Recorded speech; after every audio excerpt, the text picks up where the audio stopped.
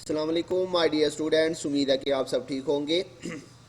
आज बच्चों हमारा लेक्चर नंबर 10 है और क्लास हमारी बच्चों बी.कॉम 1। सब्जेक्ट बच्चों हम पढ़ रहे हैं financial accounting, chapter number 8 cash book and bank reconciliation statement. आज के लेक्चर के अंदर बच्चों हम क्वेश्चन नंबर 24 सॉल्व करेंगे। हमने बच्चों मेथड स्टार्ट किया था रिवाइज्ड कैश बुक वाला।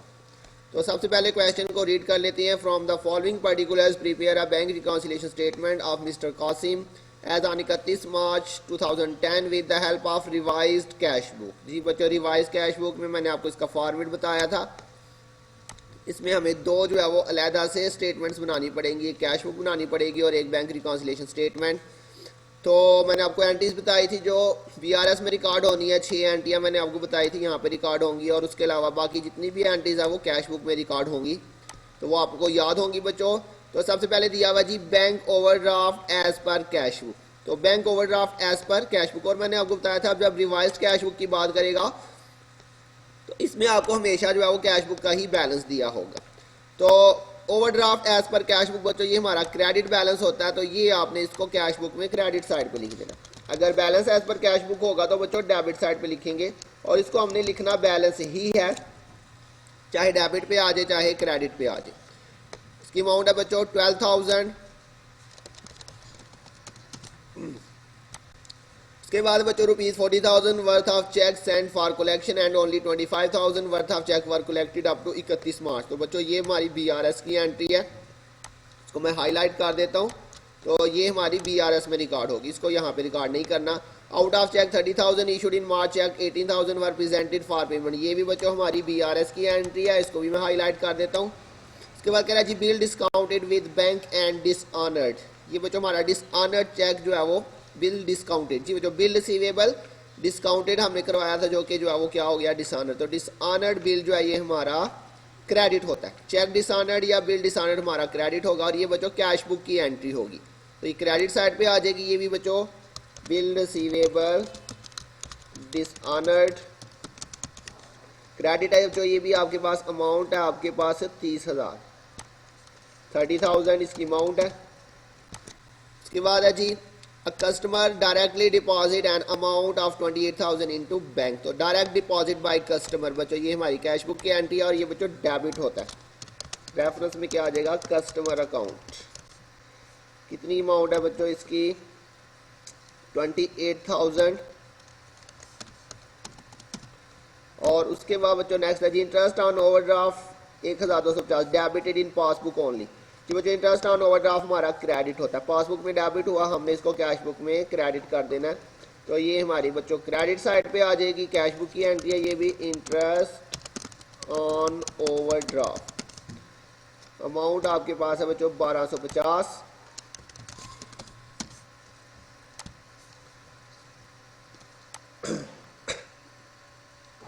जी बच्चों नेक्स्ट आपके पास एंट्री है जी cheque for ₹5,000 entered in cash book debit side was not send to bank for collection. जी बच्चों ये हमारा ओमिटेड चेक है, लिखा हुआ है जी हमने चेक को कैश बुक में तो रिकॉर्ड कर लिया हुआ है, लेकिन was not send to bank for collection, लेकिन बैंक को हमने जो है वो सेंड ही नहीं किया। तो ये मैंने आपको ओमिटेड चेक की डेफिनेशन पढ़ाई थी, ऐसा चेक जो कैश बुक में तो रिकॉर्ड कर ले लेकिन उसे बैंक में डिपॉजिट ही ना करवाएं, वो हमारा होता है ओमिटेड चेक। और ये बच्चों बीआरएस की एंट्री है, इसको भी मैं हाईलाइट कर लेता हूँ। उसके बाद जी discount receive 250 was entered in bank column erroneously. अच्छा बच्चों ये वाली एंट्री इसमें है थोड़ी सी समझने वाली, ध्यान से बच्चों ये एंट्री समझनी पड़ेगी आपको। तो इसके लिए मैं थोड़ी सी वर्किंग करके आपको समझाता हूँ ये। अच्छा बच्चों आपको पता है कैश बुक में हमारे पास दो साइड्स होती हैं। तो एक हमारे पास यहाँ पे डेबिट साइड होती है, जिसके अंदर हम बच्चों क्या लिखते थे कैश कॉलम बनाते थे, बैंक कॉलम, और डिस्काउंट अलाउड का कॉलम हम बनाते थे। ये ट्रिपल कॉलम कैश बुक की मैं बात कर रहा हूँ।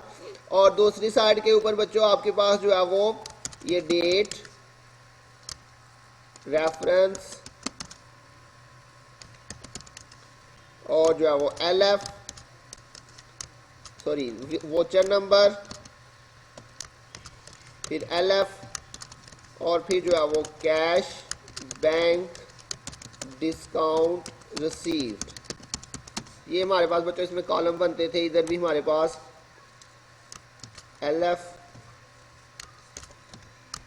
वोचर नंबर, पर्टिकुलर्स या रेफरेंस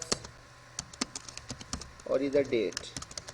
जी बच्चों ये हमारे पास कैश बुक जो है वो इस तरह से बनती थी, हमने ट्रिपल कॉलम कैश बुक बनाई थी, आपको याद होगा। तो उधर से मैं आपको ये थोड़ा सा समझाता हूँ बच्चों। ये देखें हमारे पास इस एंट्री में उसने क्या बात की है, उसने कहा जी discount received 250 was entered in bank column. जी बच्चों डिस्काउंट रिसीव्ड हुआ, ये देखिए जी डिस्काउंट रिसीव का ये कॉलम है, कितना हमें डिस्काउंट रिसीव हुआ 250 रुपये का। तो बच्चों उसने क्या गलती की, उसने डिस्काउंट रिसीव किया 250, लेकिन उसने उसको डिस्काउंट रिसीव्ड वाले कॉलम में लिखने की बजाय बैंक कॉलम में लिख दिया। ये देखे जरा उसने क्या लिखा हुआ है, discount receive 250 was entered in bank column erroneously. Erroneously का मतलब गलती से, मतलब क्या हुआ, लिखना था यहाँ पे, लेकिन उसने यहाँ पे लिखने की बजाय कहाँ पे लिख दिया बच्चों, बैंक कॉलम में लिख दिया उसने। क्लियर हो गया बच्चों। अब बच्चों जरा ये एंट्री देखिएगा बहुत ध्यान से कि यहाँ पे गलती क्या हुई। तो बच्चों यहाँ पे हमने बैंक अकाउंट को गलती से क्या किया हुआ है, क्रेडिट। बैंक अकाउंट में क्रेडिट नहीं था होना, यहाँ पे तो एंट्री होनी ही नहीं थी, एंट्री इस साइड पे होनी थी, लेकिन हमने बच्चों कहाँ पे एंट्री कर दी, हमने यहाँ पे एंट्री कर दी। 250 से बैंक को क्या कर दिया बच्चों, क्रेडिट। तो बच्चों आप जरा इस एंट्री को देखें तो क्या बना, बैंक अकाउंट रॉन्गली क्रेडिट। क्या बन रहा है बच्चों, बैंक अकाउंट जो है वो गलती से क्रेडिट हो गया। तो मैंने आपको रूल पढ़ाया था, अगर हम जो है वो गलती से क्रेडिट कर देंगे किसी चीज़ को तो हमने उसको डेबिट कर देना है, और अगर हमने गलती से जो है वो बैंक को डेबिट किया तो हमने उसे क्रेडिट कर देना। क्लियर, ये क्रेडिट साइड है आपके पास और ये जो है आपके पास डेबिट साइड है। तो बच्चों अगर आप बैंक अकाउंट में या कैश अकाउंट के अंदर, बैंक अकाउंट में या कैश अकाउंट में अगर आपने गलती से जो है वो अगर क्रेडिट साइड पे को अमाउंट लिख दिया तो हमने उसको क्या कर देना, ठीक करने के लिए उसे डेबिट कर देना पड़ेगा। और अगर हमने गलती से कोई चीज़ जो है वो डेबिट साइड पे लिख दिया कैश या बैंक कॉलम में, तो हमने उसे ठीक करने के लिए क्या करना है, क्रेडिट। तो ये बच्चों आपकी एंट्री बनेगी bank account wrongly credit. Bank account क्या हो रहा है, यहाँ पे गलती से क्रेडिट हुआ क्योंकि ये क्रेडिट साइड है, लिखना यहाँ पे था, हमने यहाँ पे लिख दिया। तो बैंक अकाउंट रॉन्गली क्रेडिट, तो हमने इसको क्या कर देना, डेबिट। और बच्चों ये गलती कहाँ पे हुई है, ये कैश बुक के अंदर गलती है। अच्छा बच्चों इसने यहाँ पे मेंशन नहीं किया हुआ कि ये गलती कैश बुक में हुई है, लेकिन अंडरस्टूड है, हमें पता है कि डिस्काउंट रिसीव का जो कॉलम बनता है वो कैश बुक में ही बनता है। तो मतलब क्या हुआ, ये मिस्टेक कौन सी बुक की है, कैश बुक की। तो कैश बुक की मिस्टेक होगी तो बच्चों हम इसे कैश बुक में ही लिखेंगे, और अगर पासबुक की मिस्टेक होगी तो फिर BRS में लिखेंगे। तो ये चूंकि कैश बुक की मिस्टेक है इसलिए कैश बुक में लिखेंगे, और बैंक अकाउंट गलती से क्या हुआ बच्चों, क्रेडिट हुआ, तो हमने इसको क्या कर देना, डेबिट कर देना। तो ये बच्चों गलती से हमारा ये गलती से क्रेडिट हुआ, अब हम इसको ठीक करने के लिए क्या कर देंगे, डेबिट कर देंगे। तो ये आ जाएगा बच्चों बैंक अकाउंट रॉन्गली क्रेडिट। ठीक है बच्चों, अब हमने इसको क्या कर देना है, डेबिट कर देना। कितनी अमाउंट से, 250 रुपये से। तो बस जी बच्चों इतनी ही एंट्रियाँ थी, बाकी एंट्री जो है वो BRS की हैं। इसका पहले टोटल कर लेते हैं, कौन सी साइड बड़ी है बच्चों, ये वाली साइड जो है ये बड़ी आ रही है, ये 12,000 और 30,000, ये हो जाएगा 42,000। तो ये आपके पास टोटल जो है कितना आ जाएगा, इसका टोटल कर लेते हैं, 12,000 जमा 30,000 और जमा 1250। तो ये टोटल आ रहा है बच्चों 43,250, 43,250। तो इसमें से बच्चों आपने क्या करना है, ये 28,250 जो है वो माइनस कर देना है। 43,250 में से बच्चों आपने माइनस कर देना है 28,250। ये माइनस किया तो ये 15,000 का डिफरेंस आ रहा है बच्चों। तो ये हमारा आ जाएगा बैलेंस CD। और बच्चों मैंने आपको बताया था यही बैलेंस आपने यहाँ पे BRS में ट्रांसफ़र कर देना है, यहाँ पे लिख लेंगे जी बैलेंस। और बच्चों ये हमारे पास कौन सी साइड पे आ रहा है, डेबिट साइड पे। तो मैंने बताया था कि ये डेबिट साइड पे आ रहा है, तो इसका मतलब ये हमारा क्रेडिट बैलेंस होगा। 15,000 हमारा बच्चों क्रेडिट बैलेंस आ जाएगा।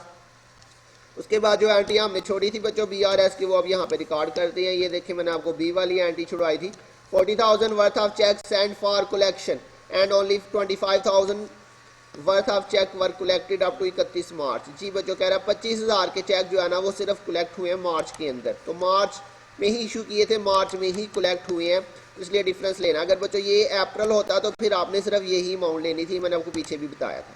लेकिन अगर सेम मंथ में जो है वो कलेक्ट हो गए हैं तो फिर डिफरेंस लेंगे।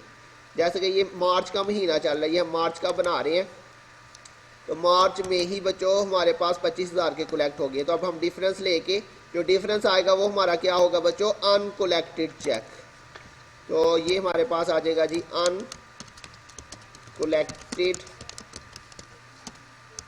चेक्स कितनी अमाउंट के टोटल चेक इशू किए थे बच्चों? 40,000 के टोटल चेक इशू किए थे, जिसमें से जो है वो कितने कलेक्ट हो गए हैं? सिर्फ 25,000 कलेक्ट हुए हैं बच्चों, 25,000 के सिर्फ कलेक्ट हुए। तो बाकी जो डिफरेंस आएगा वो हमारा अनकलेक्टेड आ जाएगा, 40,000 माइनस 25,000, तो ये आपके पास 15,000 क्रेडिट। और जी बच्चों दोनों क्रेडिट बैलेंस है तो क्रेडिट क्रेडिट क्रेडिट ही आ जाएगा, और दोनों प्लस होके कितना आ जाएगा? 30,000, दोनों ही क्रेडिट वैल्यूज थी। इसके बाद बच्चों नेक्स्ट वाले एनटीबीसी की out of cheque 30,000 issued in March cheque 18,000 were presented for payment. जी बच्चों 30,000 के चेक इशू किए थे, जिसमें से सिर्फ 18,000 के प्रेजेंट हो गए। इसका मतलब बाकी जो डिफरेंस आएगा वो हमारा क्या होगा? Unpresented cheque. क्या आ जाएगा? अनप्रेजेंटेड चेक्स 30,000 के टोटल इशू किए थे, जिसमें से 18,000 के प्रेजेंट हो गए हैं, जो बाकी हैं वो अनप्रेजेंटेड हो गए। और अनप्रेजेंटेड हमारा डेबिट होता है बच्चों, 30,000 माइनस 18,000, तो ये आपके पास 12,000। जी बच्चों अब एक डेबिट है और एक क्रेडिट है, इसलिए डिफरेंस लेंगे 30,000 माइनस 12,000, तो ये आपके पास बच्चों क्रेडिट वाली वैल्यू चूंकि बड़ी है इसलिए जो साइन है वो भी क्रेडिट ही आ जाएगा। इसके बाद बच्चों एक एंट्री नीचे थी हमारे पास ये वाली, a cheque for 5,000 entered in cash book was not send to bank for collection. जी बच्चों कैश बुक में तो चेक रिकॉर्ड कर लिया लेकिन बैंक में जमा ही नहीं करवाया, तो ये हमारा ओमिटेड चेक हुआ। और ओमिटेड चेक भी बच्चों हमारी बीआरएस की एंट्री होती है, ये आ जाएगा ओमिटेड चेक। और ये बच्चों क्रेडिट होता है हमारा, अमाउंट आपके पास है 5,000, तो बच्चों क्रेडिट क्रेडिट फिर से प्लस हो जाएंगे 18,000 और जमा 5,000, तो बच्चों दोनों क्रेडिट है तो क्रेडिट क्रेडिट प्लस हो जाएंगे और ये आंसर हमारा क्रेडिट ही आ जाएगा बच्चों। और इसके बाद बच्चों मैंने आपको बताया था ये हमारे पास जो है वो हमेशा पासबुक का बैलेंस आएगा, पासबुक बैलेंस, ये बच्चों क्रेडिट है तो यहाँ पे डेबिट बैलेंस आ जाएगा 23,000 रुपीज़ 23,000। तो जी बच्चों ये हमारा रिवाइज कैश बुक वाला क्वेश्चन था, पिछला क्वेश्चन भी हमारा ऐसे ही था। मुझे उम्मीद है आपको समझ आ गई होगी बच्चों। अपना ध्यान रखिएगा, बहुत जल्द मिलेंगे नेक्स्ट लेक्चर के साथ, तब तक के लिए अल्लाह हाफिज़।